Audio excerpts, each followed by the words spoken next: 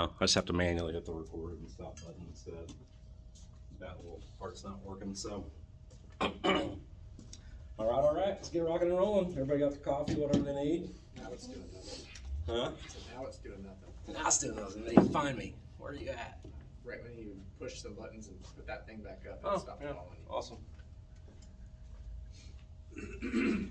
Just didn't want you to figure that out 5 minutes ago. Oh my gosh.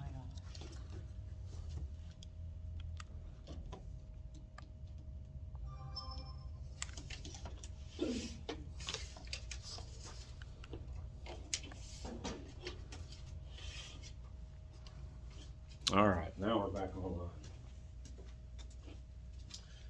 All right, so we're going to wrap things up. Kind of give you some lay of the land, this boot camp. We're going to wrap a lot of it up today and kind of have some things dovetail on client service, customer relationship, really generating more and more referrals out of the things we've been working on up to this date. We're also going to really talk about thinking like a CEO and continuing to turn this into more of a business rather than a sales job and what that looks like. And give you some specific action plans for follow-up, think ways to follow up with the clients too and build this tribe of yours. What the feedback's been and what my kind of thoughts have been about this process up to this point is we've done it once a month. It's just too long, it's too drawn out, right? So you don't get a chance to really get in and take action, come back in, get feedback and tweak because you're like, oh, I got a month till the next one, and then maybe you cram some things in, maybe you don't even worry about it. So we're gonna start doing this twice a year. We're gonna do it usually in the first quarter and then probably get in the third quarter. And we're gonna accelerate it and do like 2 a month instead so we can get through it a lot quicker and go on and take action from every course. So I think we're starting that in February. If you haven't been through all of them, go through them. If you have, go through them anyway, because I think it'll be a different experience by doing it more rapid fire that way. So here we are. I just always remind everybody of this, 97% of agents do less than 2 deals a month. All right, so our goal really is what our experience has been is really 2 deals a month is where stability starts to happen. It's where you start to get consistent, predictable income. It's where you can start making more business-based decisions about how you reinvest your money because you're not just playing catch up on your paychecks, paying bills and catching up and then having to be reactive with it. So it's not so much that we feel like there's anything magical about it except for that. It really gives you that sense of stability. And generally speaking, it means you've gotten to the point where you know that you can generate enough leads. You have some type of system in place that you're getting enough leads consistently to do a couple deals a month. So that's why we shoot for that. So let's talk about really quick, anything to celebrate in the last, well, I want to celebrate welcoming you first of all. So welcome to the team, appreciate you being here. Anything to celebrate in the last 30 days that somebody wants to talk about? 200 contract. 200 contract, nice, congratulations. Closing last week. Nice, good, I saw that, I saw the post you made. It's awesome. Yeah, I'm a little behind on my post right now. That's all right. And get some mileage out of it. I know that you usually also have a way of kind of multi-purposing a couple of different posts out of it to really get some good mileage out of that. I love that. Anything else? Anybody else want to celebrate anything? I got one of my long time listings under contract finally. All right, long time listing, finally pending. Nice. Anything else? No? 4 new buyers.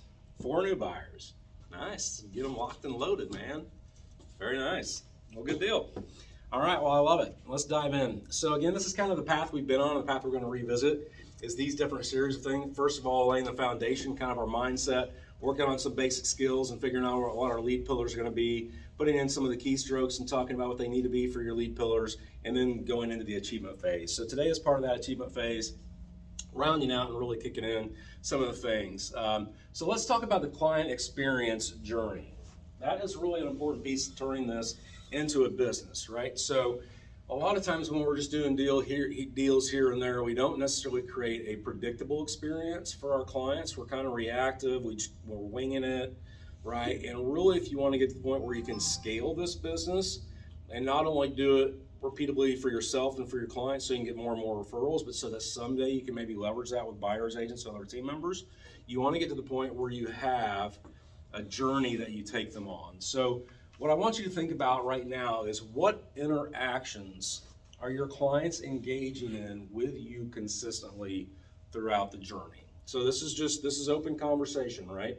So where are major touch points in the client journey? Okay, so let's talk about from conversion. So let's say you converted a client, a sign call, whatever. Where do they interact with you from there on out? What are some typical stops along the way? I mean, you have your initial conversation. Initial conversation, right? Are you doing that typically in person? Are you doing that Zoom? Are you doing that? How does that look? In person. In person, okay. So you've got that. Is that engaged moment? Is that something that you do the same every time, for the most part? Do you have a consultation, presentation, series of, at least in your brain, 8 questions you try to go through every time to help them narrow down their thought process? You see where I'm going with this, right? So what is in that? That's one of your very first impressions. Other than the conversion phone call or emails, that's one of the very first ways they engage with you, right? If you are then leading them to the point of getting them to sign an agency agreement and you're effective at it, there's a reason, right? There's a reason you're getting them to trust you and you build a rapport with them to where they're signing that paper where they're saying, yes, we're definitely going to work with you. So start thinking about, if you don't have kind of this documented process going on, what do I do? How do I convert them? How do I build that trust? How do I get them to sign that? Because eventually I hope to get to the point where I maybe have somebody else doing that with me, right? And they're going on that consultation. And I want them to be able to get similar results to what I'm doing, and how can I train them on that? Does that make sense? Right? So what is your process? Okay, so we're doing that. Then what's the next most logical step after you do a consultation with them? What do? They've signed, they've hired you. Maybe you've got them with a lender, hopefully a preferred lender, right? You've got them with a preferred lender. Then what do you go do with them after that? Look at properties. You go look at properties, right? So what does that look like? Is that a duplicatable process? Do you have a packet that you always take, and the packet's the same type of packet? You've got MLS sheet